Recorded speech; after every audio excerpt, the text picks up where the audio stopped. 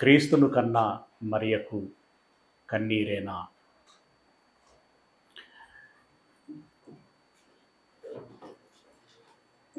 క్రీస్తును కన్నా మరియకు కన్నీరేనా? 4 రోజుల క్రితము యేసయ్య జన్మించాడా? డిసెంబర్ 25వ తారీఖున. యేసయ్య ఎవరు? ఎలాంటి వారు? యేసయ్య దేవుని ప్రియమైనటువంటి కుమారుడు, ఇష్టమైనటువంటి కుమారుడు. దేవుని ఆలోచనలని, సంకల్పాన్ని, ఉద్దేశాన్ని, చిత్తాన్ని ఒక కుమారుడిగా బాగా అర్థం చేసుకున్నటువంటి మంచి మనసున్నటువంటి వాడు.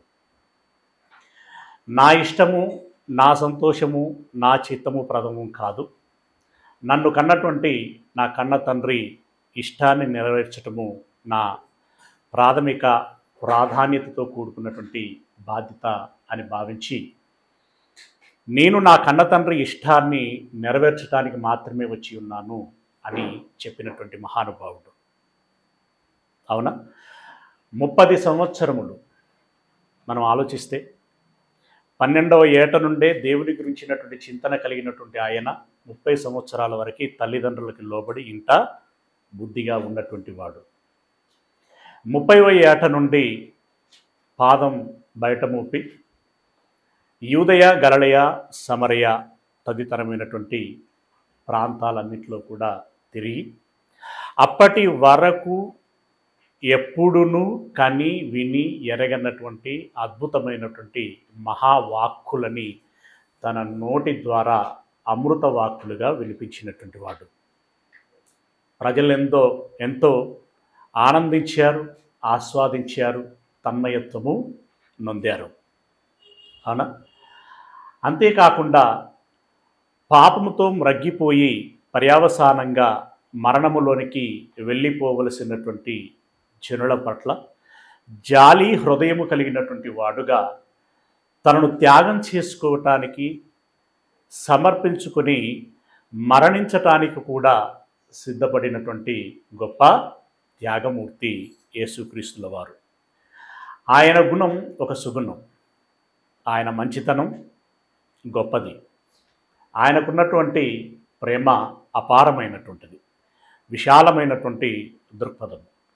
నిజంగా చెప్పాలి అనంటే ఆదాము మొదలుకొని నేటి వరకు క్రీస్తు యేసుల వారి వ్యక్తిత్వంతో సరిపోల్చబడగలిగేటువంటి వ్యక్తి ఇప్పటి వరకు పుట్టి ఉండలేదు.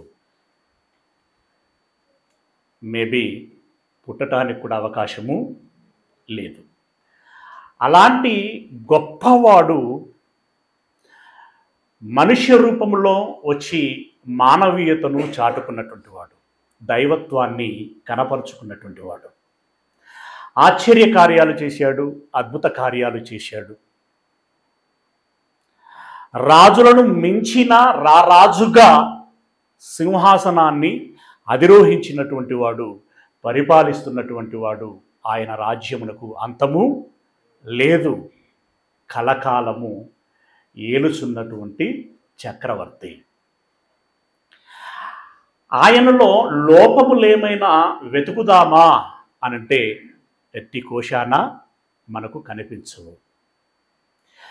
లోపము లేనటువంటి వాడు, పరిపూర్ణ వ్యక్తిత్వము కలిగినటువంటి వాడు, అధికారము కలిగినటువంటి వాడు, శక్తి కలిగినటువంటి వాడు, సకల విధములైనటువంటి సమర్థత కలిగి ఉన్నటువంటి వాడు. కలిగి ఉన్నది ఏదియు ఆయన లేకుండా కలుగలేదు. లోకమైనను, రాజ్యమైనను, సింహాసనములైనను, అధికారములైనను, ప్రభుత్వములైనను, ఉన్నవి అయినను, రాబోవునవైనను ఆయన యందే ఏర్పాటు చేయబడి నిర్వహించబడుచున్నవి. అంతటి మహా అద్భుతమైనటువంటి మహోన్నతుడైనటువంటి కుమారుడు ఎవరికైనా పుడతాడు అనంటే కాదనేటువంటి తల్లులు ఉంటారా? ఎవరైనా ఇలాంటి కుమారుడు నాకు పుడితే బాగుండు అని అనుకుంటారు.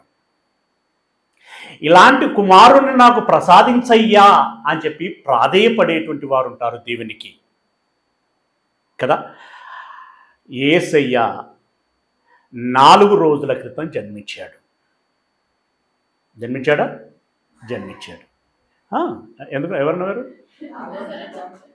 4:25 కదా, డిసెంబర్ 25 కదా యేసయ్య జన్మించింది. చిన్న 25 డెఫినెట్ ష్యూర్. డిసెంబర్ 25న యేసయ్య జన్మించారు. ఇప్పుడు మీ అందరికి ఒక క్విజ్. ఎక్కడ జన్మించాడు? Bethlehem. Very good, best answer. Okay, బెత్లెహేములో ఎక్కడ జన్మించాడు? Any reference in Bible? Yesayya ఎక్కడ జన్మించాడో రాయబడలేదు. ఒకసారి చూద్దామా? టైటిల్ ఏంటి మనది? క్రీస్తును కన్నా మరియకి సంతోషమేనా? అదేనా? కాదు. ఏంటది? అదేంటి? యేసును కన్నా ఏ తల్లైనా ఉప్పొంగాలి కదా, ఆనందించాలి కదా, పరవశించాలి కదా, పండగ చేసుకోవాలి కదా. కన్నీరేనా అని అంటున్నాను ఏంటి? ఏమండి, అందరూ ఫార్వర్డ్ అయితే నేను రివర్స్ మాట్లాడుతున్నాను కదా. తిరకాసేం లేదండి, ఉన్న వాస్తవాన్ని మనం మాట్లాడుకోబోచున్నాం. ఓకే, మత్తయి సువార్త 2వ అధ్యాయము, మేబీ 1వ అధ్యాయం. మత్తయి సువార్త బెత్లెహేము జన్మ గురించి ఎక్కడ ఉంది? 1, 2? 2వ అధ్యాయమా? 1 1వ అధ్యాయము. ఇదంతా కూడా తాను జన్మించినటువంటి సందర్భం గురించి మాట్లాడు. లూకాసు వార్తకు రండి. లూకాసు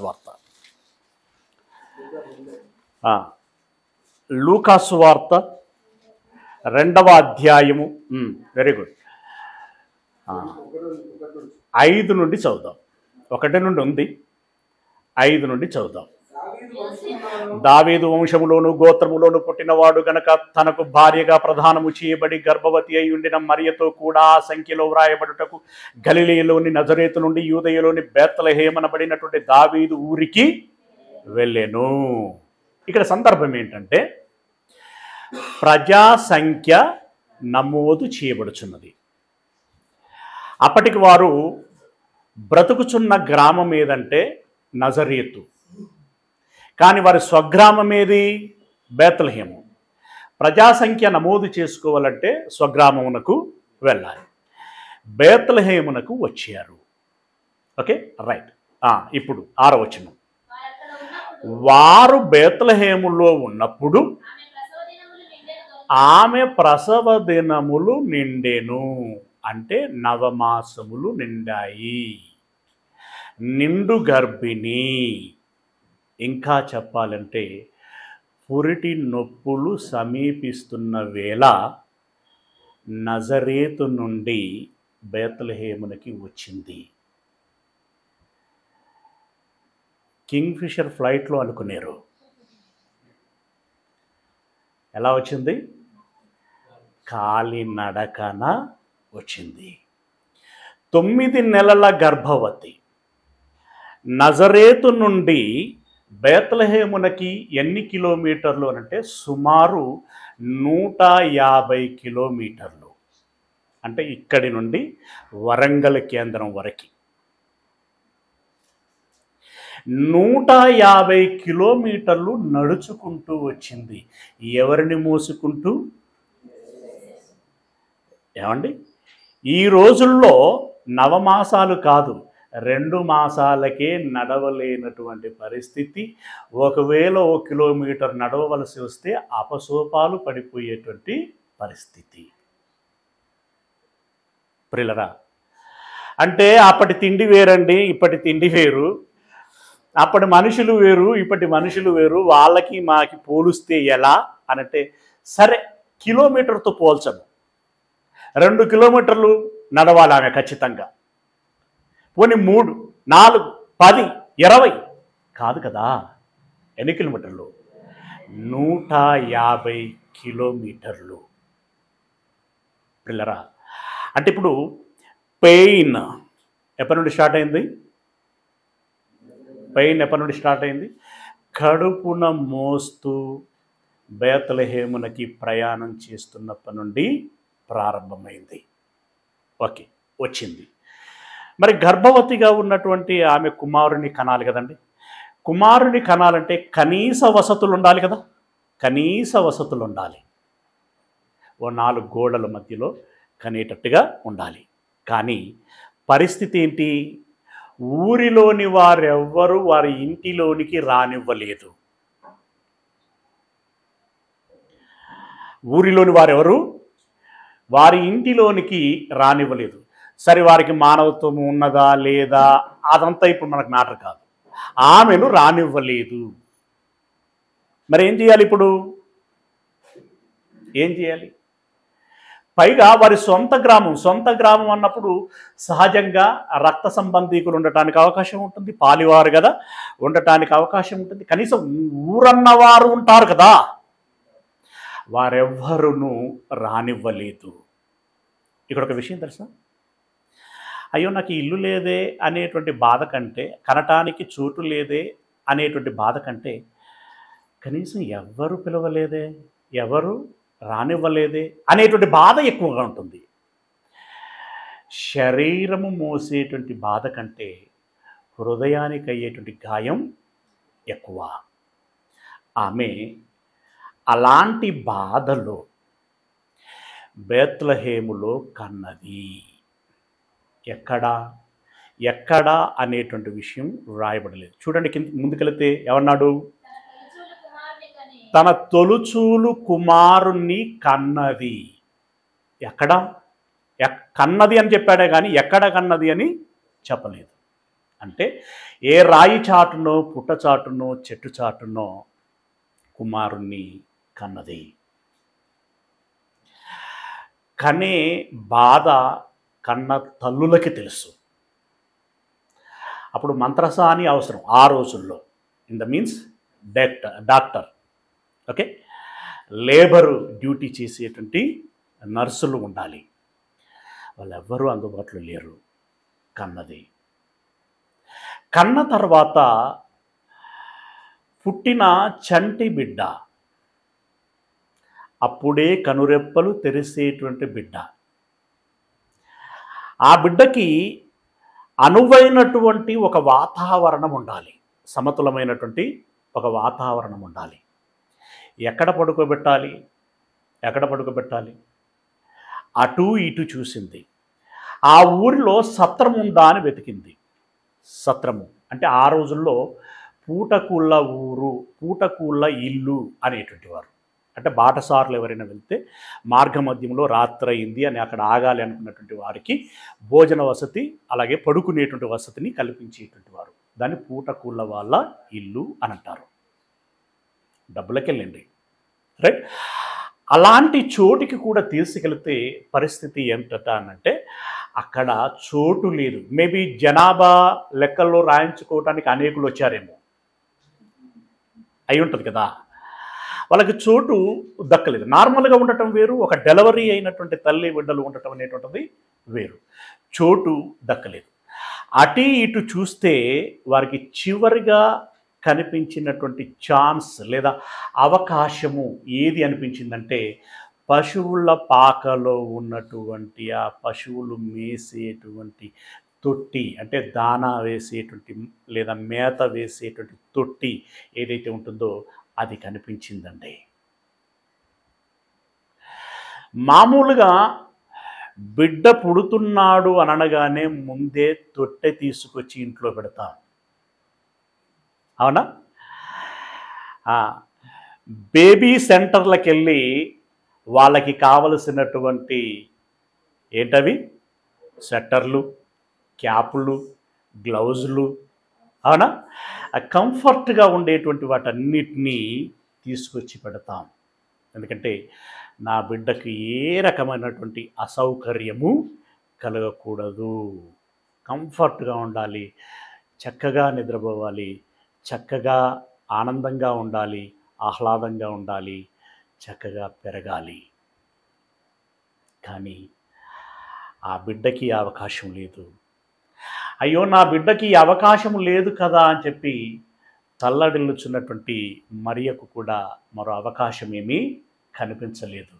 ఇప్పుడు బహు ఆనందముతో ఆ తొట్టులో పడుకోబెడుతుందా, బాధతో తప్పనిసరి అయి పడుకోబెడుతుందా అనంటే బాధతో తప్పనిసరి అయి పడుకోబెడుతుంది. అలా సత్రములో స్థలము లేనందున ఏం చేసిందట, ఆయనను పశువుల తొట్టిలో పరుండబెట్టెను. ప్రియులారా, యేసయ్య ఈ లోకములోనికి ఎలా స్వాగతించబడ్డాడు. యేసయ్య ఎంత గొప్పవాడని మాట్లాడుకున్నాం ఇందాక. లోకాలను కలగజేసినటువంటి వాడు ఆయన, నడిపిస్తున్నటువంటి వాడు ఆయన, రారాజు ఆయన, శ్రీమంతుని కుమారుడు ఆయన. అలాంటి యేసయ్యకి ఈ లోకము పలికిన ఘనమైన స్వాగతం ఏంటంటే, నీకు పడుకోవలసినటువంటి అనుకూలమైనటువంటి చోటు మా పశువులు పడుకునేటువంటి దొడ్డిలోని తొట్టి అని స్వాగతించింది. ఇది పుట్టిన బిడ్డకి సంబంధించినటువంటి విషయం కాదు, కన్న తల్లి ఆవేదనకు సంబంధించినటువంటి విషయము. ప్రియ దేవుని వారలరా, కన్యక అంటే ఒక 13 నుండి 15 సంవత్సరాల మధ్య వయస్సు, అవునా? ఆ వయస్సులో అప్పుడప్పుడే లోకము తెలుస్తూ ఉంటుంది, ఓకేనా? మనస్సు అనేక విషయాల పట్ల తెలుసుకునేటువంటి క్రమంలో ఆందోళనతో ఉంటూ ఉంటుంది. కొత్త కొత్త విషయాలు తెలుస్తున్నప్పుడు, తెలుస్తున్నాయి అనేటువంటి ఆ ఆనందం ముప్పిరి గొలుపుతూ ఉంటుంది. ఇది నాకు తెలిసింది నిజమేనా అనేటువంటి ఒక ఆందోళన కూడా వెంటాడుతూ ఉంటుంది. అలాంటి వయస్సు అది. ఆ వయస్సులో ఆమె అప్పటి వరకు ఎప్పుడూ విననటువంటి ఒక స్వరం వినిపించబడింది. గాబ్రియేల్ అనేటువంటి దేవదూత వచ్చి ఆమె పలికినటువంటి మాటలు చూడండి ఒకసారి. ఇదే అధ్యాయము, ఇదే పుస్తకము 1వ అధ్యాయము 27వ వచనంలో నుండి, దావీదు వంశస్థుడైన యోసేపును ఒక పురుషునికి ప్రధానము చేయబడిన కన్యక యొద్దకు దేవుని చేత పంపబడెను. ఆ కన్యక పేరు మరియా. ఆ కన్యక పేరు మరియా. లోకములో స్త్రీలు ఎంతమంది ఉంటారు, అందులో కన్యకలు ఎంతమంది ఉంటారు? అనేకులు ఉంటారు. అంతమందిలో ప్రత్యేకంగా మరియను మాత్రమే ఎంచుకోవటానికి గల కారణం ఏమిటి?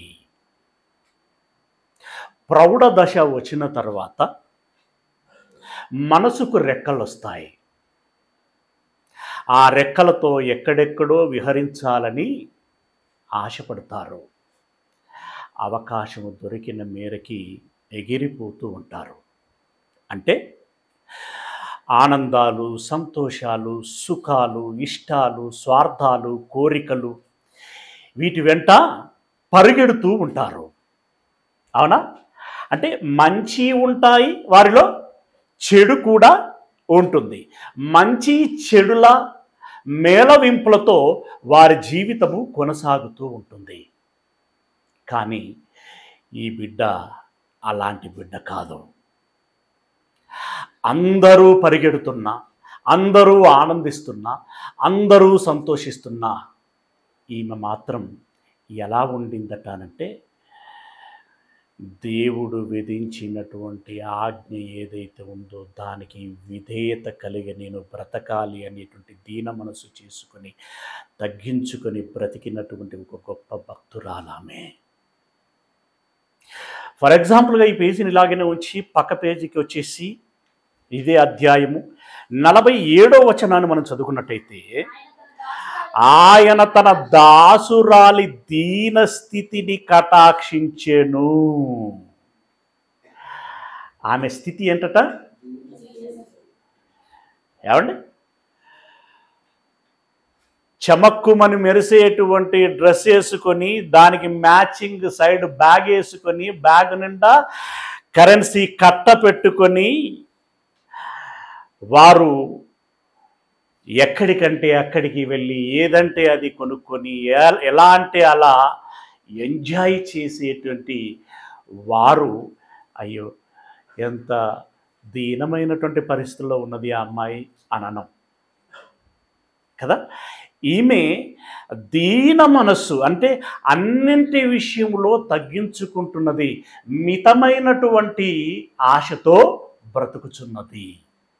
మితమైన ఆశ అంటే చాలా తగ్గింపు, చాలా లోబడేటువంటి వినయము కలిగినటువంటి మనస్సు, దీన మనస్సు కలిగినటువంటి తన దాసురాలి దీన స్థితిని కటాక్షించెను.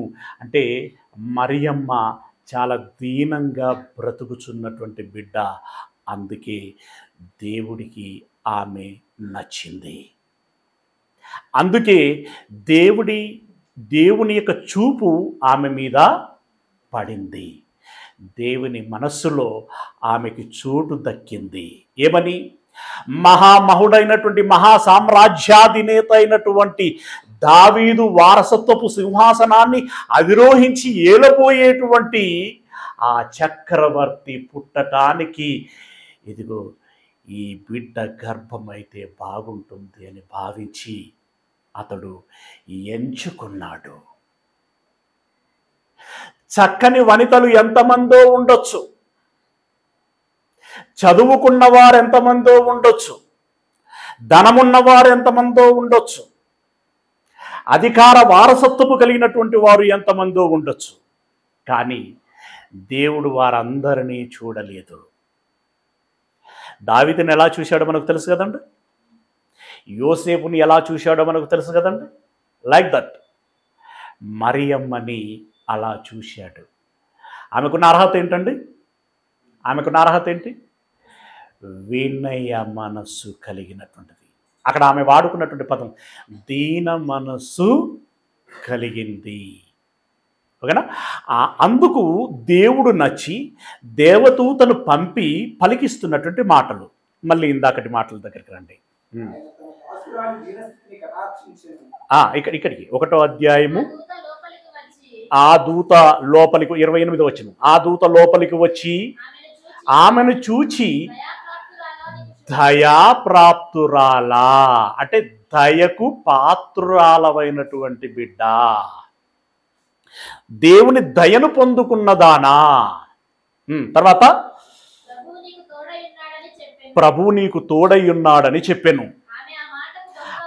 ఆమె ఆ మాటకు బహుగా తొందరపడి ఈ శుభవచనం ఏమిటో అని ఆలోచించుకొని చుండగా దూత, మరియా భయపడకుము, దేవుని వలన నీవు కృప పొందితివి.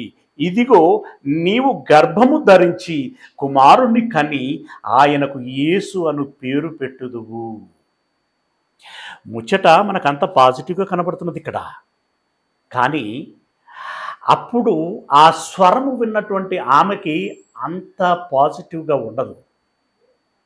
ఎందుకంటే ఆమె ఊహించనటువంటి, అసలు అలాంటి స్వరమే ఎన్నడూ వినలేదు. దయాప్రాప్తురాలా, ఇంత దీనంగా బ్రతుకుచున్నటువంటి ఈ సమాజంలో ఎప్పుడు ఎవరు నన్ను మెచ్చుకొని నా దగ్గరికి వచ్చి కనీసం పొగిడినటువంటి వారు లేరు, గుర్తించినటువంటి వారు లేరు. కానీ దయాప్రాప్తురాలా అంటే దయకు పాత్రురాలమైనటువంటి బిడ్డ. ఏంటి స్వరం? ఎక్కడి నుండి వచ్చింది స్వరం? ఈ శుభవచనం ఏంటి? ఈ ఆశీర్వాద వచనం ఏంటి అని ఆమె ఆందోళన, అంటే ఒక రకమైనటువంటి మానసిక గందరగోళ పరిస్థితి. ఎక్కడిది స్వరం, ఏంటి శుభవచనం అని ఆలోచిస్తున్నటువంటి ఆ వేళనే మనసు పరిపరి విధాలుగా అప్పుడు కొట్టుమిట్టాడుతూ ఉంటుంది. ఒక క్షణం మాత్రం ఆ సమయంలో భయపడకుము అనని వెంటనే ఏమని చెప్పింది, దేవుని వలన నీవు కృప పొందితివి, ఇదిగో నీవు గర్భము ధరించి కుమారుణ్ణి కని ఆయనకు యేసు అను పేరు పెట్టుదువు అన్నాడు. ఇంతసేపు బాగుంది. ఇప్పుడు ఈ వార్త ఆమెకు షాకింగ్గా ఉండదా? నీవు గర్భము ధరించి కుమారుణ్ణి కని అతనికి యేసు అను పేరు పెట్టుదువు. అదేంటి, నేను గర్భము ధరించటం ఏంటి? ఇంకా నాకు వివాహమైనా కాలేదే. వివాహము కానటువంటి నాకు గర్భము ఎలా వస్తుంది? బాబోయ్, ఈ స్వరము నాకు మాత్రమే వినబడితే బాగుండు, మరెవరికైనా వినబడితే ప్రమాదం. పెళ్లి కాని ఈవిడ గర్భవతి కావటం ఏంటి? సమాజమునకు వినబడితే ఇది నాకు ప్రమాదముగా మారుతుంది అనుకుంటున్నటువంటి వేళ తర్వాత ఆయన గొప్పవాడై సర్వోన్నతిని కుమారుడనబడును, ప్రభు అయిన దేవుడు ఆయన తండ్రి అయిన దావీదు సింహాసనమును ఆయనకిచ్చును, ఆయన యాకోబు వంశస్థులను యుగయుగములు ఏలును, ఆయన రాజ్యము అంతము లేనిదయ్యుండునని ఆమెతో చెప్పెను. ఇదంతా బాగానే ఉంది, ఇందాక మాట్లాడుకున్నటువంటిది. అందుకు మరియా ఆమె మనస్సులోని మాట చెప్పేసింది, నేను పురుషుణ్ణి ఎరగని దాననే, ఇది ఎలాగూ జరుగునని దూతతో అనగా ఆ దూత, పరిశుద్ధాత్మ నీ మీదికి వచ్చును, సర్వోన్నతుని శక్తి నిన్ను కమ్ముకొనును గనుక పుట్టబోవు శిశువు పరిశుద్ధుడై దేవునికి కుమారుడు అనబడును అని ఆమెకు చెప్పబడ్డది. నీ గర్భమున ఇదిగో ఇలాంటి రాజు పుడతాడు, ఇలాంటి ఏలిక పుడతాడు, అయితే నేను వివాహము కానటువంటి దానిని కదా అన్నప్పుడు పరిశుద్ధాత్మ వలన నీవు కుమారుని కంటావు అని అన్నాడు. ప్రియులరా, ఇక్కడ ఒక విషయాన్ని గమనించాలి. యేసయ్య ఆత్మగా అనాది కాలములో జన్మించినటువంటి వాడు. 2000 సంవత్సరాల క్రితము మరియ గర్భములోనికి పురుషుని ప్రమేయము లేకుండా ప్రవేశించినటువంటి వాడు. అక్కడ శరీరము అమర్చబడుతుంది. దేవదూత ఈ మాట చెప్పిన తర్వాత నేను పెండ్లి కానటువంటి దానిని కదా, నాకు గర్భము ఎలా వస్తుంది అనేటువంటి ఒక ఆందోళనతో ఉన్నప్పుడు పరిశుద్ధాత్మ వలన నీవు గర్భవతివి అవుతావు అన్నప్పుడు అనేక రకాలైనటువంటి మానసిక దృక్పథములు కలిగినటువంటి ఆ వేళ ఆమె దేనికి తలొగ్గింది, దేనికి సిద్ధము అని అన్నది అనంటే, కింద మనం గమనించినట్టయితే నీ బంధువురాలు ఎలిజబెత్ కూడా తన వృద్ధాప్యమందు తన కుమారునికి గర్భము ధరించి ఉన్నది. గొడ్రాలనబడినటువంటి ఆమెకి 6వ మాసము. దేవుడు చెప్పిన ఏ మాట అయినను నిరర్ధకము కానేరదని ఆమెతో చెప్పెను. అందుకు మరియా, ఇదిగో ప్రభువు దాసురాలను, నీ మాట చొప్పున నాకు జరుగును గాక అని ఆమె అనెను. నీ మాట చొప్పున నాకు జరుగును గాక. ఇది ఎలా ఉందో తెలుసా అండి? ప్రాక్టికల్గా ఆలోచించండి. మన అక్కలు, మన చెల్లెళ్ళు, అవసరమైతే మనం కట్టుకున్న భార్యలు పురుష ప్రమేయం లేకుండా అయినా సరే గర్భవతులు అవుతారు. ఈరోజు పురుష ప్రమేయం లేకుండానే అనేకమైనటువంటి సెంటర్లు వచ్చేసేసాయి ఆసుపత్రులలో. దానికి ఏ మేరకి సిద్ధపడతారు? అందరూ ఏం కోరుకుంటారండి? పెండ్లిళ్ళు కావాలి, కాపురము చేయాలి, అప్పుడు గర్భములు ధరించాలి, పిల్లలను కనాలి. అందరూ కోరుకునేటువంటిది అది. అలా కాకుండా గర్భమును ధరించటము అనంటే అది మంచి విషయమే కావచ్చు, అది దైవ సంబంధమైనటువంటి విషయమే కావచ్చు. కానీ దైవ సంబంధమైనటువంటి ఆలోచనను అర్థం చేసుకుని అనుకువగా ఉండగలిగేటువంటి వారు ఎంతమంది? ఇదిగో నేను దేవుని కుమారుడను, దేవుడు పంపించగా వచ్చినటువంటి వాడను, నా కన్న తండ్రి నాకు ఏమైతే సెలవిచ్చి ఉన్నాడో ఆ మాటలను మీకు బోధించడానికి నేను వచ్చాను, నా కన్న తండ్రి చిత్తాన్ని నెరవేర్చడానికి నేను వచ్చి ఉన్నాను, కానీ నా చిత్తమును నెరవేర్చుకోవటానికి నేను రాలేదు, నేను మీకోసం పంపబడి ఉన్నాను అనంటే ఎంతమంది అర్థం చేసుకొని స్వాగతించారండి ఆయనని? హక్కున చేర్చుకున్నారండి?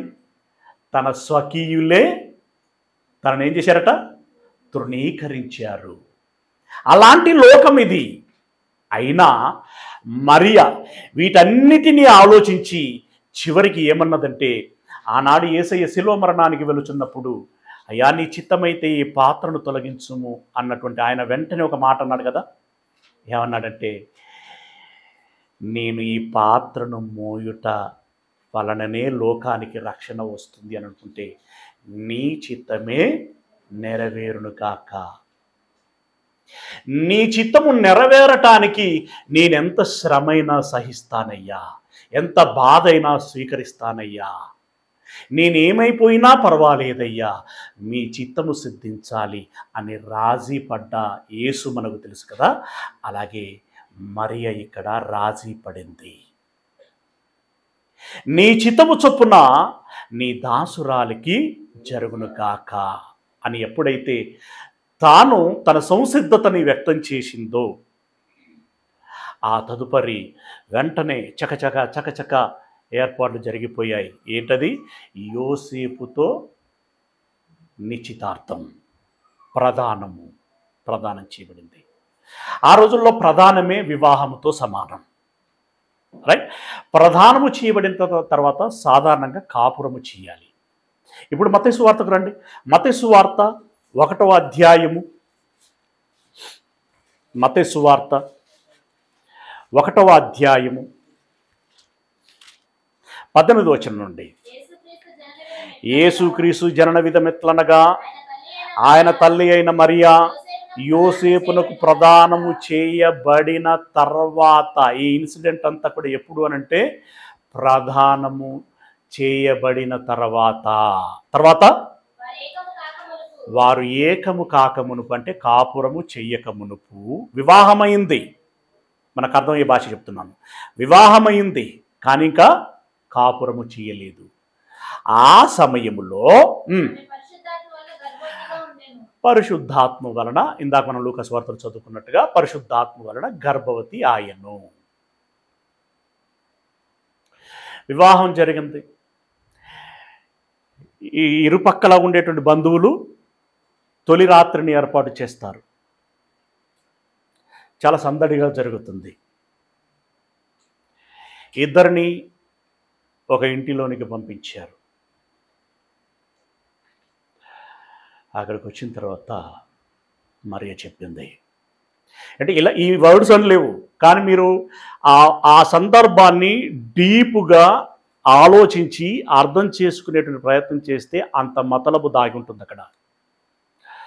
ప్రదానం చేయబడిన తర్వాత వారు ఏకం కాకమునుపు అంటే ఏంటి అసలు? తొలి రాత్రి వారు ఒక ఇంటిలోనికి వచ్చారు. అప్పుడు మరియా తన భర్తతో చెప్పింది, ఏమండి, నేను గర్భవతిని. యోసేపు మనసు ఎలా ఉంటుంది ఇప్పుడు? ఏం మాట్లాడుతున్నావు? కామెడీ చేస్తున్నావా? నిజమే మాట్లాడుతున్నావా? నిజం చెప్పు. అవునండి, నిజమే చెప్తున్నాను. ఇప్పుడు ఏం జరుగుతుందో తెలుసా నీకు? ఏం జరుగుతుంది? కాపురము చేయకమునుపు గర్భము ధరిస్తే ఆ రోజుల్లో ఏం చేసేవారు తెలుసా అండి? ఏం చేసేవారు? రాళ్ళు రువ్వి చంపేవారు. రెఫరెన్స్ కావాల్సిన వాళ్ళు రాసుకుని తర్వాత చదవండి. ద్వితీయోపదేశకాండం 22వ అధ్యాయం 24వ వచనంలో ఉంటుంది. కాపురము చేయక మునుపు, అంటే వివాహము చేసుకొని కాపురము చేయక మునుపు గర్భము ధరిస్తే నిర్దాక్షిణ్యంగా రాళ్ళు రువ్వి చంపేటువంటి వారు. ఇప్పుడు ఆమెకి ప్రాణాపాయ పరిస్థితి ఉంటుంది. రెండవది పరువు పోతుంది. ప్రియులారా, ఆయన జీర్ణించుకోలేకపోతున్నాడు. ఇక కాపురం అయిపోయింది మీన్స్ ఇక లేదు, కాపురం చేయటానికి లేదు. ఇప్పుడు ఇది బాహ్యపరిచి, అంటే అందరికి పెద్దలకు చెప్పి ఇలా జరిగిపోయింది, ఈమె గర్భం ధరించింది, కావున నేను ఈమెను వల్లను, విడాకులు ఇప్పించేయండి. అప్పుడు వ్యభిచార కారణాన్ని బట్టి విడాకులు తీసుకోవడానికి అవకాశం ఉండేది. అంటే అప్పుడు పెద్దలు దాన్ని నిజ నిర్ధారణ చేసి విడాకులు ఇచ్చేటువంటి వారు. అలా ఇవ్వాలి అని అనిపించింది ఆయనకి ఒక క్షణం. కానీ దాదాపుగా యోసేపును చాలా మట్టుకి నెగటివ్ షేడ్లో ఆలోచించడానికి ప్రయత్నం చేస్తూ ఉంటారు. చాలా మంచివాడండి ఆయన, చాలా మనస్సు ఉన్నటువంటి వాడు ఆయన, స్త్రీలంటే గౌరవం ఉన్నటువంటి వాడు, సిచ్యువేషన్ని దాని మూలాన్ని అర్థం చేసుకోగలిగేటువంటి మనస్సు ఉన్నటువంటి వాడు ఆయన. ముందుగా అతడు షాక్ అయ్యి ఉంటాడు, భయపడి ఉంటాడు, చెమటలు పట్టి ఉంటాయి. ఇప్పుడు నేను ఏం చేయాలి, అనేక రకాలైనటువంటి ప్రశ్నలు ఉత్పన్నమై ఉంటాయి. పరువు వచ్చింది ఆలోచన. ఈ విషయం బయటపడితే ఈ అమ్మాయిని చంపేస్తారు, ఎట్లా ఎట్లా ఎట్లా కుమిలిపోతున్నాడు. చివరికి ఒక ఆలోచనకు వచ్చేసాడు, ఎవరికి తెలియకుండా ఈమెని వాళ్ళ ఇంటికి పంపించేస్తాను. నీ భార్య ఏమైందంటే కనిపించకుండా పోయిందంటాను, లేకుంటే ఏమో, ఇవన్నీ లేవు మాటలు. కానీ ఆయన ఏదో అనుకుని రహస్యముగా విడనాడటానికి ఇష్టపడ్డాడు. అదే మాట ఉంది చూడండి, కింద చదవండి. ఆమె భర్త అయిన యోసేపు నీతిమంతు అయ్యండి. ఈ పేరు, ఈ బిరుదు రావాలంటే అంత సామాన్యంగా రాదు. ఆ బిరుదు రావాలి. నీతిమంతులు అంటే బిరుదు కదండి, ఒక గౌరవం, లేకుంటే ఒక డిగ్రీ కదా, ఒక డిగ్రీ. ఆ నీతిమంతుడు అనేటువంటి పేరు వచ్చింది. ఎందుకు వచ్చిందంటే ఇదిగో ఈ పాత్ర పోషించినందుకు. నీతిమంతుడైనందున నీతిమంతుడై ఉండి, బా ఎంత మంచి మనసండి, ఆమెను అవమానపరచనొల్లక రహస్యముగా ఆమెను విడనాడనుద్దేశించెను.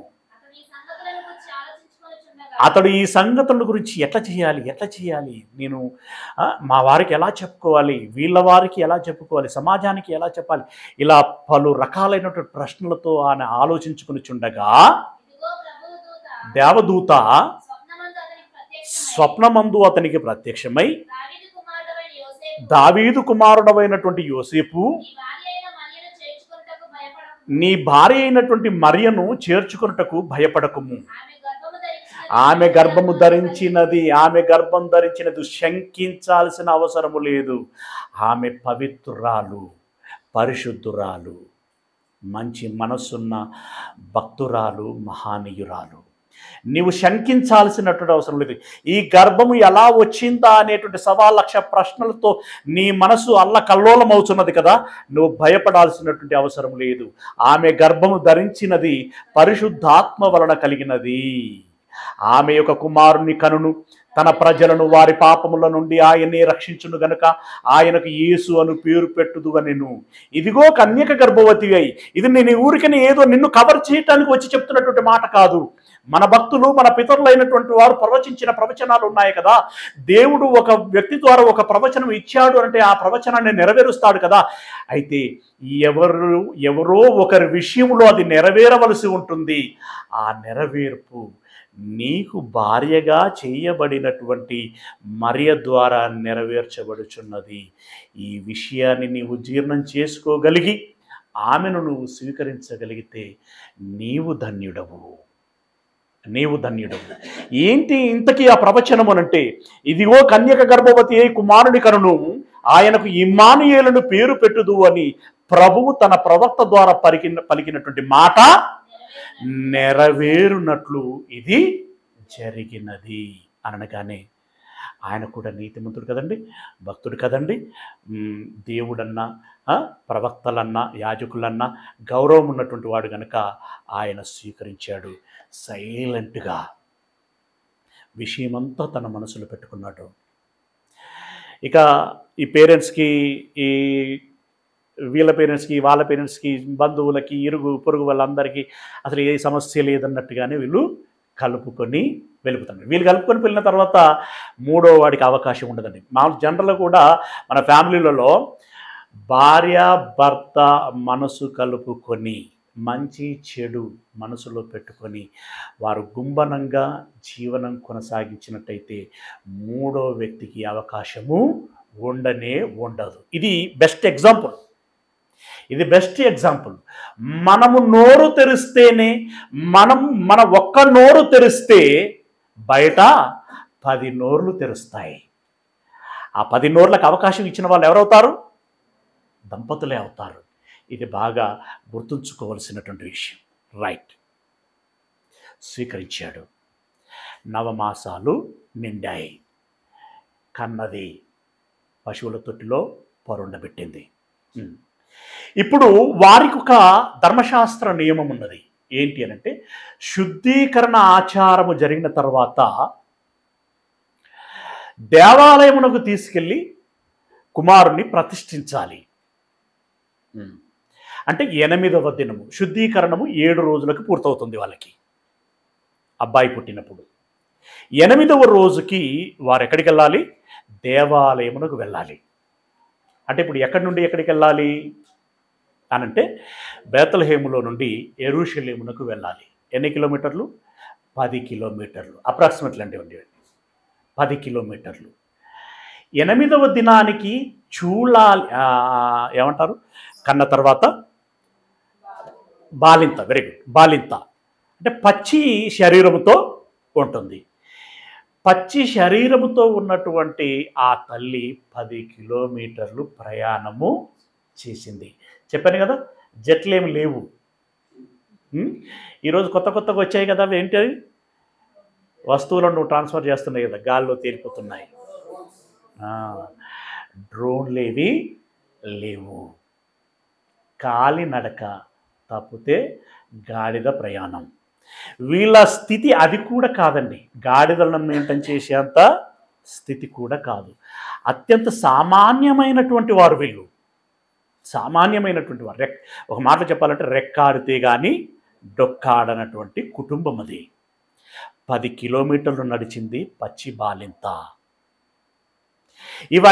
ఇవన్నీ యేసయ్య కోసము భరిస్తున్నది. వెళ్ళింది, ప్రతిష్ఠించింది. ఇప్పుడు అక్కడ నుండి మరలా బేత్లెహేమునకు వచ్చిందండి. మళ్ళీ 10 కిలోమీటర్లు. ఇవన్నీ క్యాలిక్యులేట్ చేసుకోండి, మీకు లాస్ట్కి అది మెజర్మెంట్ రావాలి. ఓకే, మరలా బేత్లెహేములోకి వచ్చింది. బేత్లెహేములోనికి రాగానే తూర్పు దేశపు జ్ఞానులు వచ్చారు. తూర్పు దేశపు జ్ఞానులు వచ్చి వాళ్ళు పోయి ఎవరి దగ్గరికి పోయారు? హేరోదు దగ్గరికి పోయారు. పోయి ఏమని అడిగారు? ఈ ఏరియాకి ఒక రాజు పుట్టిండు కదా, ఆయన ఎక్కడ అని అన్నాడు. ఆల్రెడీ ఆయన రూల్ చేస్తున్నాడు. ఆయన ఒక రాజును పట్టుకొని ఈ ఏరియాకి రాజుగా పుట్టినవాడు ఎక్కడ అనంటే ఆయనకు ఎలా ఉంటుంది? సిర్రెత్తుకొస్తుంది, కోపం వచ్చేస్తుంది, రుసరుసలు ఆడేటువంటి ఆవేశం వస్తుంది. కానీ అంతా మనసులో పెట్టుకుని కుయుక్తి అనాలి. యాక్చువల్ అది కుయుక్తిగా మీరు వెళ్ళి అడ్రస్ కనుక్కొని మీరు ఆరాధించి రండి, నేను కూడా వెళ్ళి ఆరాధించేస్తాను అని చెప్పేసి ఏదో చెప్పాడు. వాళ్ళు వెళ్ళారు, ఆరాధించారు. దేవదూత ద్వారా అక్కడ పరిస్థితి తెలియచేయబడింది. వాళ్ళు మరో మార్గంలో వెళ్ళిపోయారు.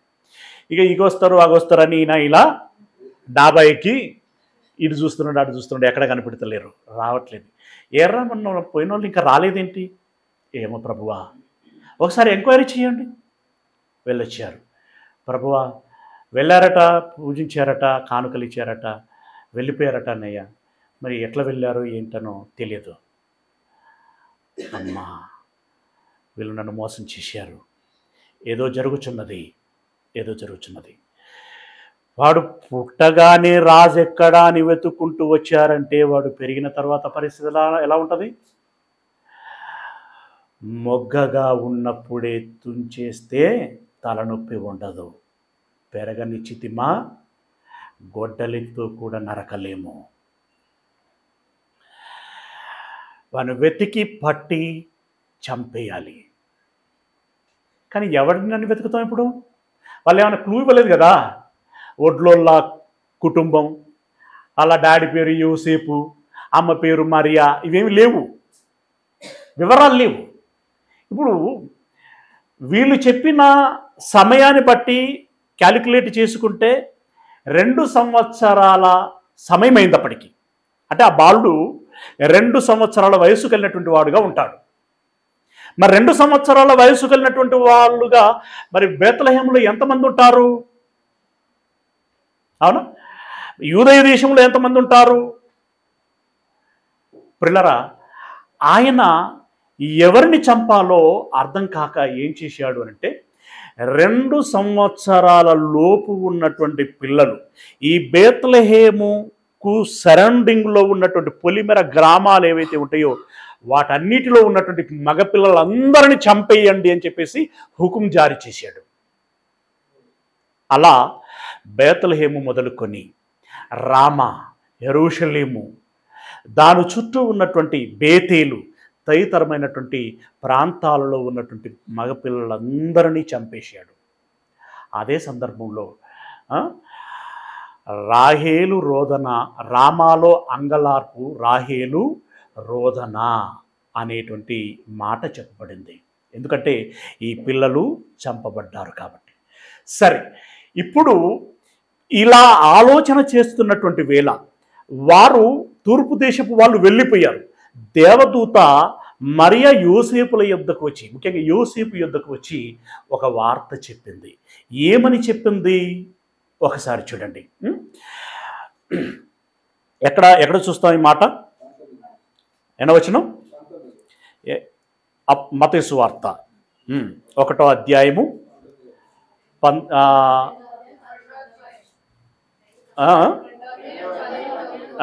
2వ అధ్యాయము 13వ వచనం చదవండి. 13వ వచనం.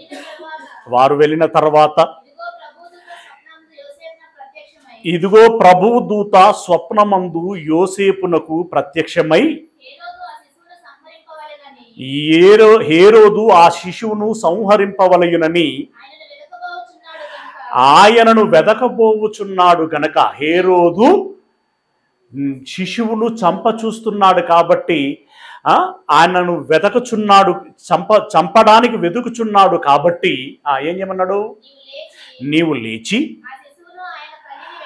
ఆ శిశువును ఆ తల్లిని వెంటబెట్టుకొని ఐగుప్తునకు పారిపోయి నేను నీతో తెలియజెప్పు వరకు అక్కడనే ఉండుమని అతనితో చెప్పాను.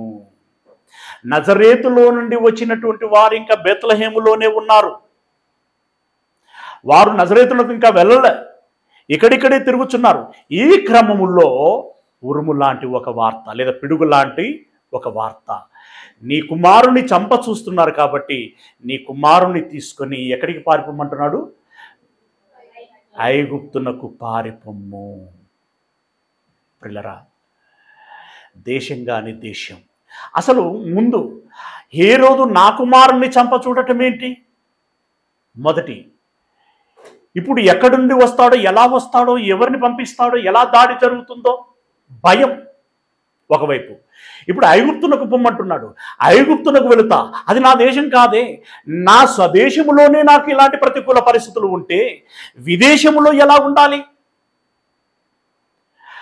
భయముతో నిండుకున్నటువంటి వారు పగలు కాకుండా రాత్రి వేళ ప్రయాణం చేశారట అండి. ఆ వచనం చూడండి ఎక్కడ ఉంటుంది. అప్పుడు అతడు లేచి రాత్రి వేళ శిశువును తల్లిని వెంటబెట్టుకొని ఐగుప్తునకు పారిపోయి, ఐగుప్తులో నుండి నా కుమారుని పిలిచితినని ప్రవక్త ద్వారా ప్రభు సెలవిచ్చినటువంటి మాట నెరవేరునట్లు హేరోదు మరణం వరకు అక్కడ ఉండేను. ఆ రాజు మరణించేంత దాకా ఐగుప్తులో ఉన్నారట అండి. అక్కడ వాళ్ళకు సొంత ఇల్లు ఉందా? లేదు. సొంత వ్యాపకం అంటే ఉద్యోగం ఉంటుందా? ఉండదు. ఎలా పొట్ట పోసుకున్నారో వారికి తెలియాలి. అంటే దేవుని వరం వలన మోసినటువంటి బిడ్డకు జన్మనిచ్చినందుకు తల్లికి వచ్చిన కష్టం ఒకటి, గర్భమును ధరించినందుకు భర్త అనుమానించేటువంటి పరిస్థితి. చివరికి అతడు అర్థం చేసుకున్నాడు. కానీ అర్థం చేసుకొని స్వీకరించేంత వరకు ఆ మానసిక ఆందోళన ఎలా ఉంటుందో మనం అర్థం చేసుకోవాలి. నవమాసాలు మోసేంత వరకు ఈ వార్త ఎక్కడైనా బయటపడుతుందేమో, రోజు రోజుకి ఒక గండముతో బ్రతకాల్సినటువంటి పరిస్థితి. గర్భమును ధరించిన నవమాసాలు నిండినటువంటి ఆమె కనడానికి చోటే లేనటువంటి పరిస్థితి. కన్న తర్వాత బిడ్డకు పడుకోబెట్టుకోవటానికి కూడా స్థలము లేనటువంటి పరిస్థితి. ఆ బిడ్డను ఇక ఎలాగో అలాగా సాక్కుందాము, పెంచుకుందాము అని అనుకుంటే సాకుకోలేనటువంటి పరిస్థితి. ఐగుప్తునకు పారిపోవలసినటువంటి పరిస్థితి. ప్రియులారా, ఆ తదుపరి మనం ఆలోచించాల్సిన విషయం ఏంటంటే, దేవాలయానికి ప్రతిష్ఠించడానికి తీసుకెళ్లారు కదా. తీసుకెళ్తే అక్కడ సుమయోను అనేటువంటి ఒక భక్తుడు ఉన్నాడు. అతడు ఆ బిడ్డను తీసుకొని చాలా తన్మయత్వం పొందాడు, దేవునికి కృతజ్ఞతలు చెల్లించాడు. ఆ సమయంలో మరియకు ఒక మాట చెప్పాడు. అది చూడండి ఒకసారి. లూకాసు వార్త 2వ అధ్యాయము. లూకాసు వార్త 2వ అధ్యాయము.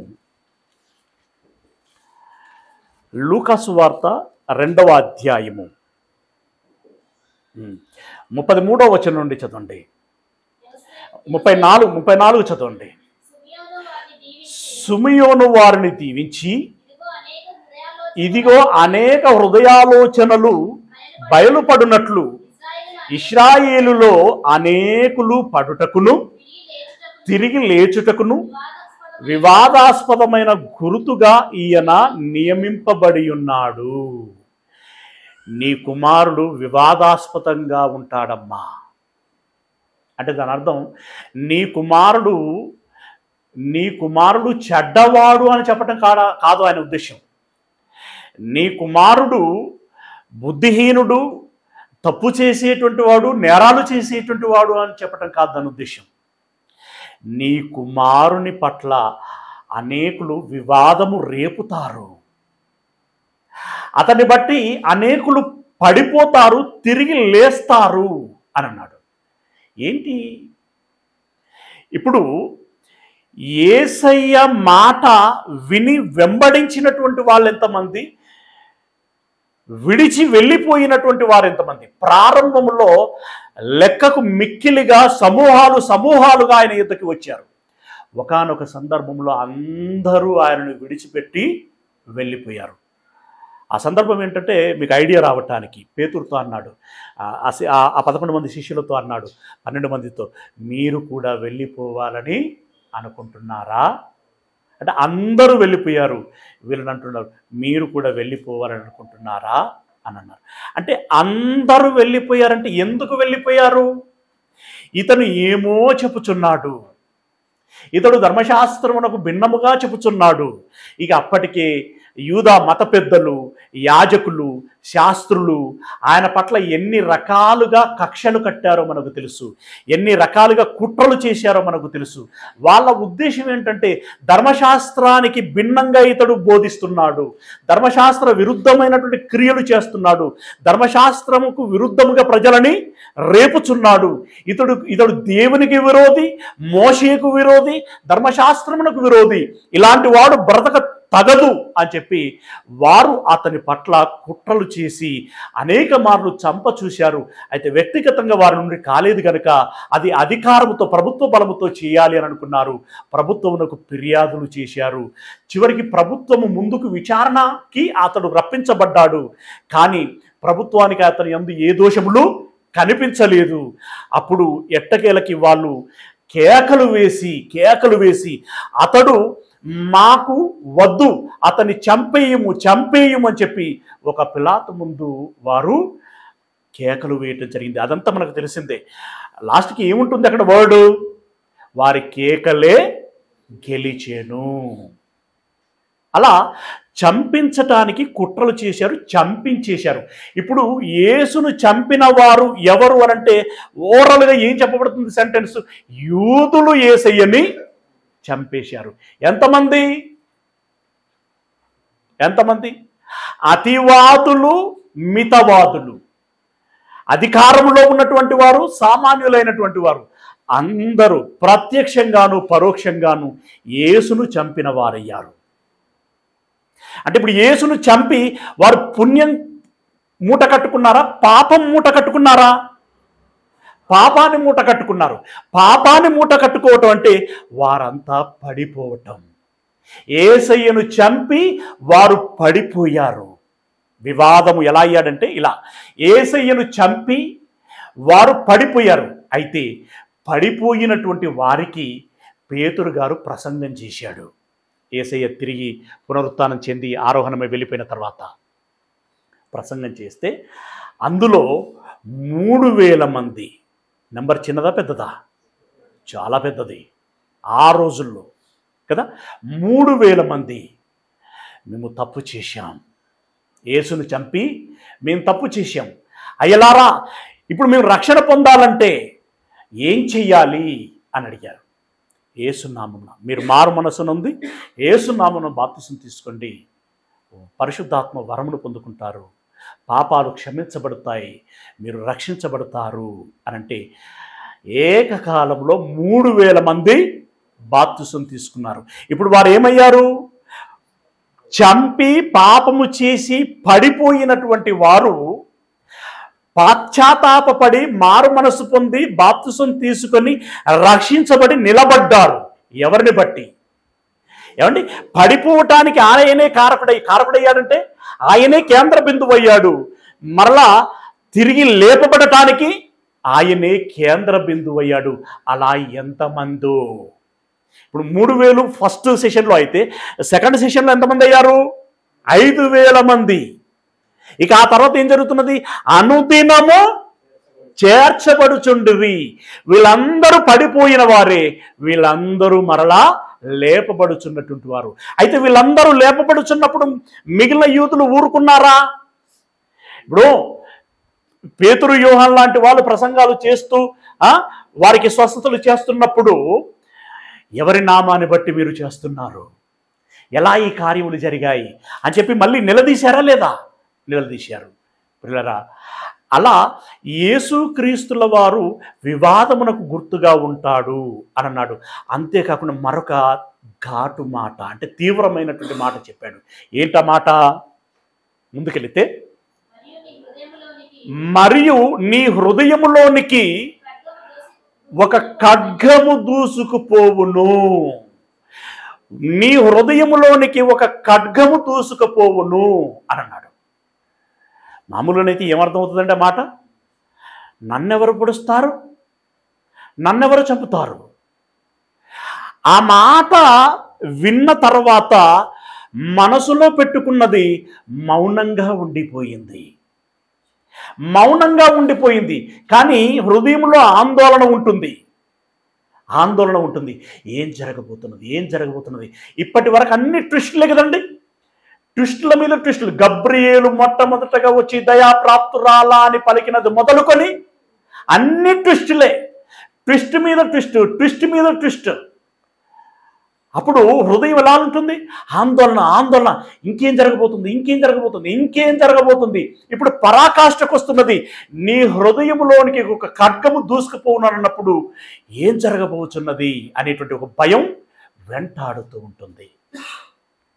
ఇది ఇలా ఉండగా యేసుకు 12 సంవత్సరాల వయసు వచ్చినప్పుడు పస్కా పండగకి దేవాలయమునకు వెళ్ళారు. పండగను ఆచరించారు. ఎవరింటికి వాళ్ళు వెళ్ళిపోతున్నారు. వెళ్ళిపోతున్నటువంటి తరుణంలో మర్చిపోకూడదు, యోసేపు ఉన్నాడు, మరియ ఉన్నది, ఇంకా బంధువులందరూ ఉన్నారు. వాళ్ళతో పాటు యేసయ్య కూడా వచ్చాడు. పండగ చూసుకున్నారు, వాళ్ళు వెళ్ళిపోయారు. ఇక్కడ మరియ చేసిన పొరపాటు ఏంటంటే, పొరపాటే, ఒక తల్లిగా కావాలని చేయలేదు కానీ జరిగిపోయింది. ఇందులో ఈ గుంపులో ఒక దగ్గర పిల్లలతో పాటు వస్తున్నాడు అని అనుకున్నారు. ఎంత దూరం పోయారట? ఒక దిన ప్రయాణం అంత దూరం పోయారట.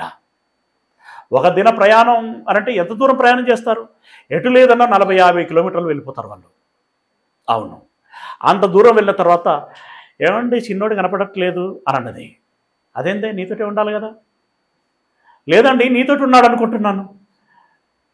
పిచ్చిదాన, నా దగ్గర ఎక్కడ ఉన్నాడే?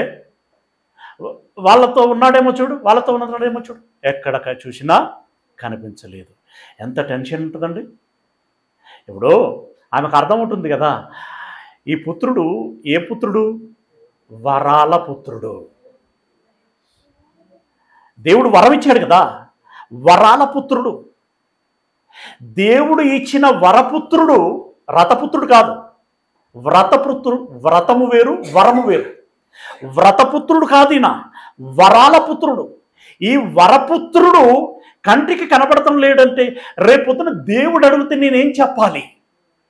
మరొక భయం, మరొక భయం. మీరు ఇలా పాయింట్ ఆఫ్ వ్యూలో మీరు ఆలోచించుకుంటూ వచ్చారో లేదు. ఏమంటే ఈ పెయిన్ మనకు ఘాటుగా ఎప్పుడు తగులుతుందంటే ఈ పాత్రలో మనం ఉన్నప్పుడు బాగా తగులుతుంది మనకి. ఇప్పుడు మనం కథలాగా చెప్పుకుంటుంటే పెద్దగా తగలకపోవచ్చు, నేను అలా మీకు అర్థం చేయించలేకపోవచ్చు. ఏమండి, నేను అర్థం చేయించలేకపోయినా మీరు మీ వైపు నుండి అలా అర్థం చేసుకునేటువంటి ప్రయత్నం చేయగలగాలి. మీ ప్రయత్నం లేకపోతే నేనేం చేయలేను. రైట్?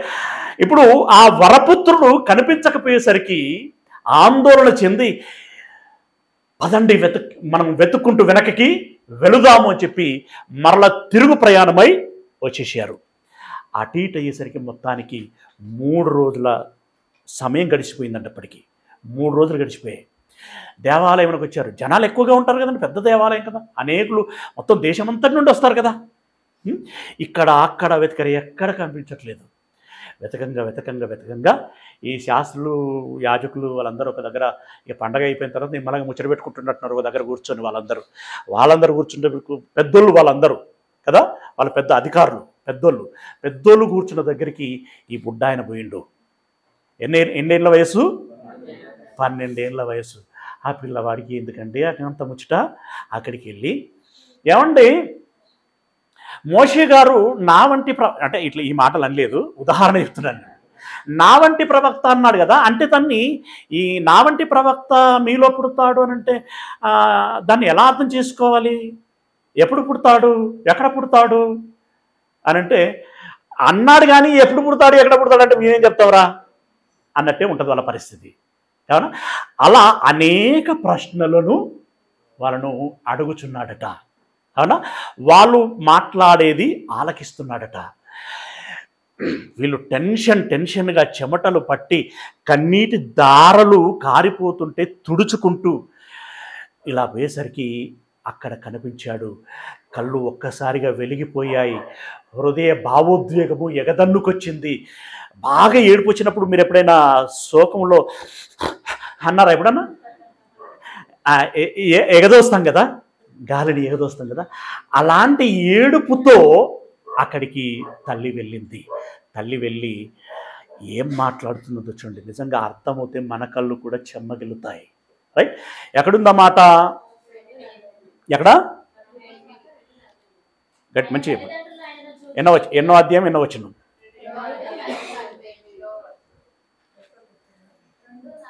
2వ అధ్యాయం. అంత క్లారిటీ మాట్లాడాలి. 2వ అధ్యాయము 48వ వచనం. ఆయన తల్లిదండ్రులు ఆయనను చూచి మిక్కిలి ఆశ్చర్యపడిరి. ఆయన తల్లి, కుమారుడా, మమ్మును ఎందుకు ఈలాగు చేసితివి? ఇదిగో నీ తండ్రియు నేనును దుఃఖపడుచు నిన్ను వెదుకుచుంటిమని ఆయనతో చెప్పగా, మేము దుఃఖపడుచు నిన్ను వెతికామురా, నీవెందుకు ఇలాగూ చేశావు? ఒక మాట మాకు చెప్పకుండా ఇలా ఇక్కడ ఎందుకున్నావు? అసలు నువ్వు ఇక్కడ ఎందుకున్నావు? మాకు ఎందుకు చెప్పలేదు? మేము ఎంత ఏడ్చామో తెలుసా, ఎంత వెతికామో తెలుసా? మీ డాడీ నేను అంతగా వెతికాము. మీ డాడీ అని అన్నది అనంటే ప్రిలరా, ఇప్పుడు సమాజమునకు అతడు ఎలా చలామణి అవుతున్నాడు అనంటే యోసేపు కుమారుడుగా చలామణి అవుతున్నాడు. మీరు మర్చిపోకూడదు. ఇప్పుడు సమాజానికి అంతటికి ఉన్నటువంటి సమాచారం వేరు, మరియకి యోసేపులకి వ్యక్తిగతంగా ఉన్నటువంటి సమాచారం వేరు. ఇది లీక్ అవ్వకుండా బ్యాలెన్స్ మెయింటైన్ చేసుకోవాలి, వాళ్ళు సమన్వయం చేసుకోవాలి. దానికి ఎంత నిగ్రహం కావాలి, ఎంత జాగ్రత్త కావాలి, ఎంత జాగ్రత్త కావాలి. వాళ్ళు అడగలేదా, వీడు యోసేపు కుమారుడు కాడా అని అన్నారు, వీడు వడ్లవాణి కుమారుడు కాడా అంటే పబ్లిక్లో ఏ టాక్ ఉంది? యోసేపు కుమారుడు అనే టాక్ ఉంది. కానీ వీళ్ళకు వచ్చిన టాక్ ఏంటి? పరిశుద్ధాత్మ వలన నువ్వు గర్భవతి అవుతావు. అదంతా మెయింటైన్ చేస్తున్నారు. అయితే దుఃఖపడుచు నిన్ను వెతుకుచుంటిమేనంటే ఆ పిల్లవాడు అన్నటువంటి మాట చూడండి ఒకసారి. తండ్రి పాత్రలో తండ్రిగా ఎంచబడుచున్నాడు, లోకంలో తండ్రిగా ఎంచబడుచున్నాడు. ఆ పెద్దలందరూ కూడా చూస్తున్నారు, అక్కడే ఉన్నారు. అప్పుడు ఆయన అంటున్నాడు, ఏమంటున్నాడు? ఆయన,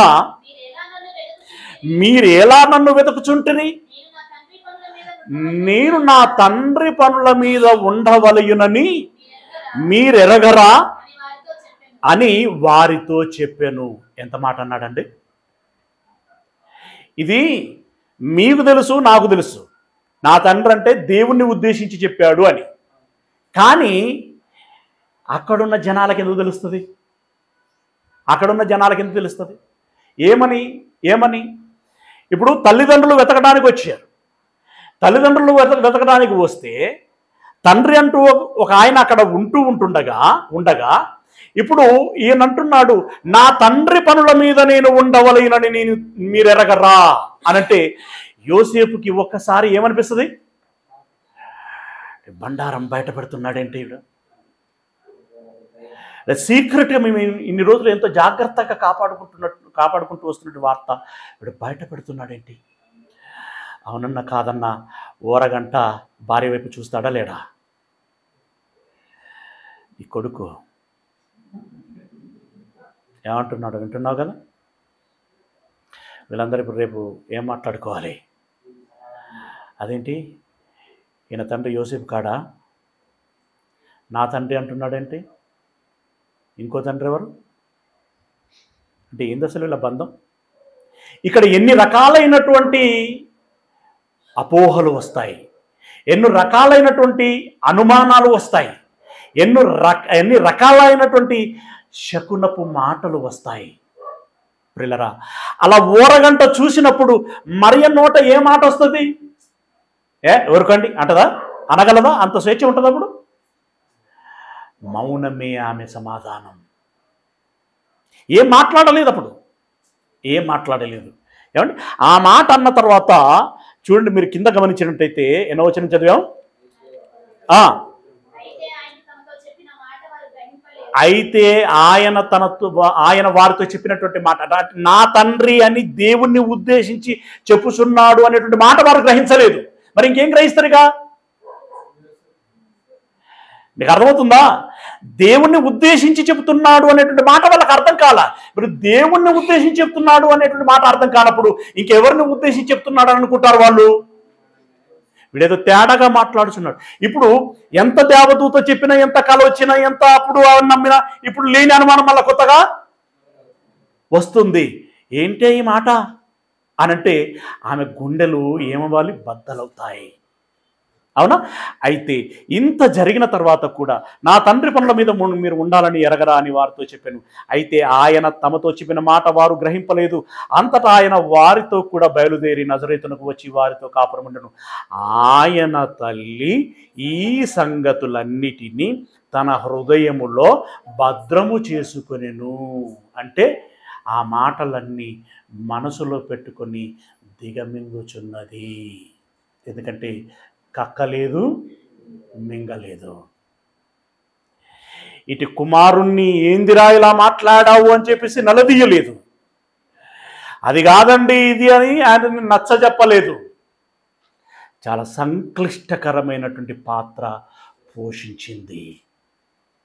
ఇంత ఉంటే పెరిగి పెద్దవాడయ్యాడు. 30 ఏళ్ళు వచ్చే ఊర్లోకి వెళ్ళాడు, సువార్త ప్రకటిస్తున్నాడు, దేవుని జ్ఞానం వినిపిస్తున్నాడు, సమూహాలుగా గుంపులు వస్తున్నాయి, ఆ గొప్ప ప్రసంగాలు చేస్తున్నాడు.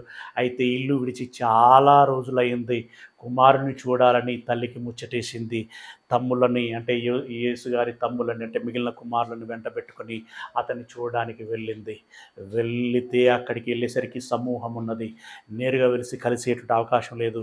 ఆ చివరన ఒక ఆయన కనబడితే ఆయన పిలిచి, అయ్యా అక్కడ ప్రసంగం చేస్తున్నాడే అతను నా కొడుకు అయ్యా, నా పెద్ద కొడుకు, ఒకసారి చూడాలని వచ్చానయ్యా, ఒకసారి అతనికి చెబుతారా అంటే, అవునా నీ కొడుకా, అయితే నేను చెప్తాను ఉండని చెప్పేసి అతడు పరిగెత్తి వెళ్ళి, ఇదిగో నీ తల్లి నీ తమ్ముళ్ళు నిన్ను చూడడానికి వచ్చారు అని అన్నారు. మామూలునైతే ఏం చేస్తామండి? అమ్మని ఇక్కడ తీసుకురండి అని అంటారు. లేదంటే కొద్ది నిమిషాలు ఆగండి నేను అమ్మతో మాట్లాడొస్తాను అని చెప్పేసి అమ్మ దగ్గరికి వస్తాడు. అలా కాకుండా ఏమండి యేసయ్యకి ఏమైనా మనసు ఉందా అండి? యేసయ్యకి ఏమైనా హృదయం ఉందా? యేసయ్య అట్లా మాట్లాడొచ్చా? ఏమండి మామూలుగా మనకు అలాంటి ఏమండి ఆయన యేసయ్య కనుక మనం అందరం మౌనంగా ఉంటున్నాం. కానీ నా సొంటోడు మాట్లాడితే మీరు ఎడాపెడా వాయించకపోదురు. ఏమన్నాడో చూడండి.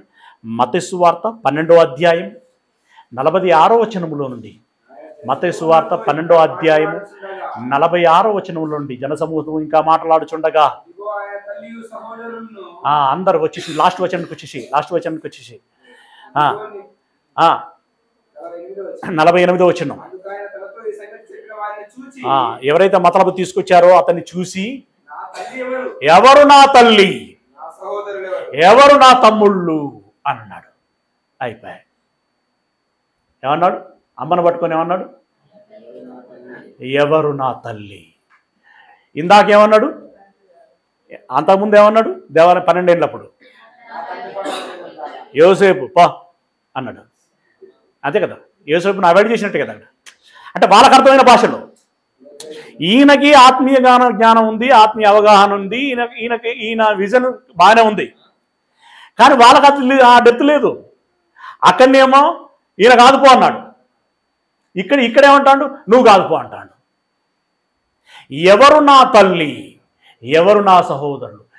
అంత దూరం నుండి కాలుకు బలపం కట్టుకొని ప్రయాణం చేసి వచ్చి నా కుమారుని చూద్దామని ముచ్చటపడి మతలో పంపిస్తే ఆయన నోరారా అన్నటువంటి మాట ఏంటంటే, ఎవరు నా తల్లి అని అన్నాడు.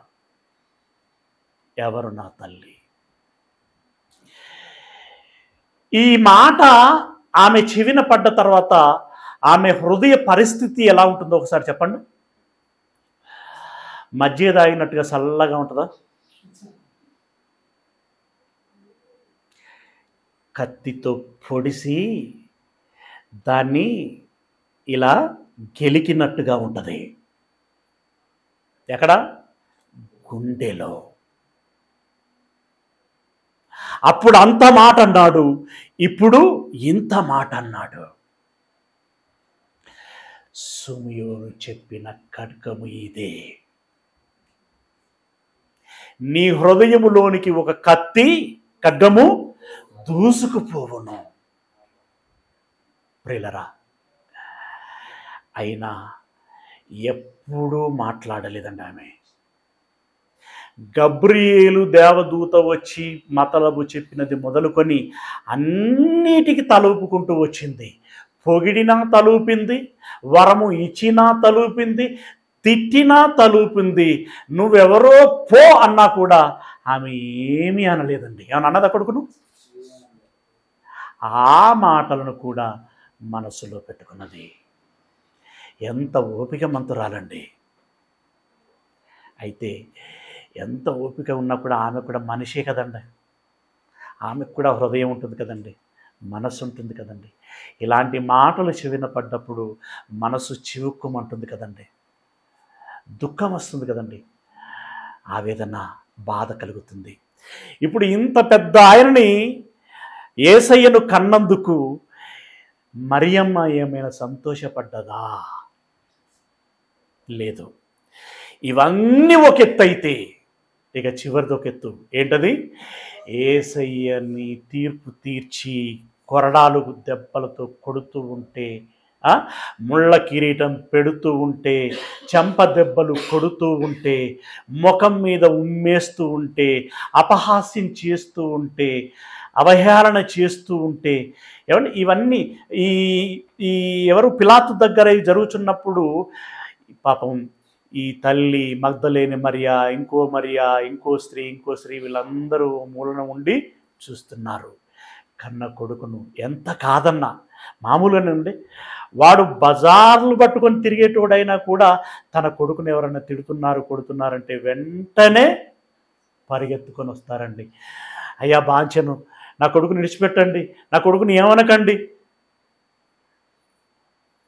ఏమైనా ఉంటే వాడి తరపున నేను క్షమాపణలు చెప్తాను, నీ కాలు పట్టుకుంటానయ్యా, నా కొడుకును విడిచిపెట్టండి, ఏమైనా నష్టం చేశాడో చెప్పండి, ఆ పాయమాలు కట్టిస్తాను, అంటే ఆ నష్టపరిహారము కట్టిస్తాను అని బ్రతిమలాడుకుంటాడు. వాడు ఎంత దుర్మార్గుడైనా సరే. మరి ఇప్పుడు ఇతని గురించి తెలుసు, ఇతడు ఏ పాపము చేయలేదు, వీరు అన్యాయముగా ఇతన్ని చంపేస్తున్నారు అని. తల్లి కళ్ళ ముందే అతన్ని కొరడాలు తీసుకొని గొడ్డును బాదినట్టుగా బాదుతూ ఉంటే, చర్మము చిట్లి రక్తము ఏరులై కారుతూ ఉంటే, తన రక్తమే తన బిడ్డలో ఉన్నదని తనకు తెలుసు. ఆ రక్తము కారుతూ ఉన్నప్పుడు ఆయన ఆ బాధకు తాళలేక కేకలు వేస్తున్నటువంటి ఆ తరుణములో ఆ తల్లి ఎంత తల్లడిల్లి ఉంటుంది. చివరికి కొండ మీదకి తీసుకెళ్ళి ఆ సిలువకు మేకులేసి కొడుతూ ఉన్నప్పుడు ఏలా ఏలా సబక్తాని అని అతడు కేకలు వేస్తున్నప్పుడు, తండ్రి నీవేలా నా చేతులు విడిచితివి, నా చెయ్యి విడిచితివి అని ఆ ఆర్తనాదం కదండి అది. ఆ ఆర్తనాదం వేస్తున్నప్పుడు తల్లి మనస్సు ఎలా ఉంటుందండి? ఆమె బోరున ఏడవదు, ఏడ్చి ఉంటుందా, మౌనంగా ఉండి ఉంటుందా, నవ్వుతూ ఉండి ఉంటుందా? నా కొడుకు నా తల్లి ఎవదే అన్నాడు కదా, మంచిగా పడ్డది కొడుక్కి శిక్ష అన్న మనసుతో ఉంటుందా? ఉండదు, బోరున ఏడుస్తుందండి. అంటే ఇప్పుడు ఈ దుఃఖం, ఈ బాధ పరాకాష్ఠకు చేరినటువంటి సందర్భం, అది పరాకాష్ఠకు చేరినటువంటి సందర్భం. ప్రియులరా, అంతటి బాధ ఆమె అనుభవించింది. ఆయన సిలువ వేయబడినప్పుడు వారు అక్కడే ఉన్నారు. చూడండి, యోహాను సువార్త 19వ అధ్యాయం ముగించుకుంది, 11వ అధ్యాయం 19వ అధ్యాయం 25వ వచనం. యోహాను సువార్త 19వ అధ్యాయం 25వ వచనం.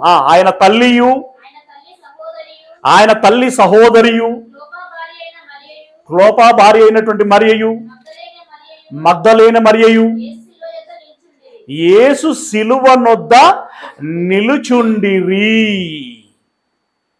సిలువ యొద్ద నిలుచుండ్రి. సిలువ యొద్ద ఎందుకు వచ్చారండి? ఆ సిలువ దాకా ఎందుకు వచ్చిండు? గొలగొత్త కొండ వీధి దాకా రావాల్సిన అవసరం ఉంది? అయ్యో నా కొడుకు ఏ క్షణంలో ఏం జరుగుతుంది, ఏ క్షణంలో ఎంతో, ఇప్పుడైనా విడిచిపెడతారేమో, ఇప్పుడన్నా కనీసం జాలి వస్తుంది, ఇప్పుడన్నా కనికరం కలుగుతుంది, ఇప్పుడన్నా విడిచిపెడతారేమో. ఆమె ఆతృతతో వచ్చింది. ఆ దుఃఖము పరాకాష్ఠకు చేరింది. అంటే యేసును కన్నందుకు మరియకి కన్నీరే మిగిలింది తప్ప ఆనందం ఎక్కడా కలగలేదు. లోక రక్షకుణ్ణి కడుపున మోసినందుకు మరియ పడిన కష్టం అది. ఆమె పడిన కష్ట త్యాగ ఫలితమే లోక రక్షణ. లోక రక్షణ. యేసయ్య త్యాగమయ్యాడు, అబ్సల్యూట్లీ రైట్. కానీ అలాంటి యేసయ్యను మోసినందుకు, పెంచినందుకు, కళ్ళ ముందు ఉంచుకున్నందుకు ఆమె పడిన బాధ వెలకట్టలేనటువంటిది. దానికి కూడా విలువ ఉన్నది. అంత బాధను అనుభవించింది. అందుకే ఆమెకు దక్కిన ఒక క్రెడిట్ ఏంటో తెలుసా అండి? ఆమెకు దక్కిన ఒక క్రెడిట్ ఏంటంటే సమాజమే, అదే సమాజం అన్నప్పుడు మంచి వాళ్ళు ఉంటారు, చెడ్డ వాళ్ళు ఉంటారు. అందులో మంచిని గుర్తించినటువంటి వాళ్ళు ఒక మాట అన్నారు. అది చూసుకొని ముగించుకుందాం. ఏంటి అని అంటే 11వ అధ్యాయం, లూకా సువార్త 11వ అధ్యాయము 27వ వచనం. లూకా సువార్త 11వ అధ్యాయము 27వ వచనము.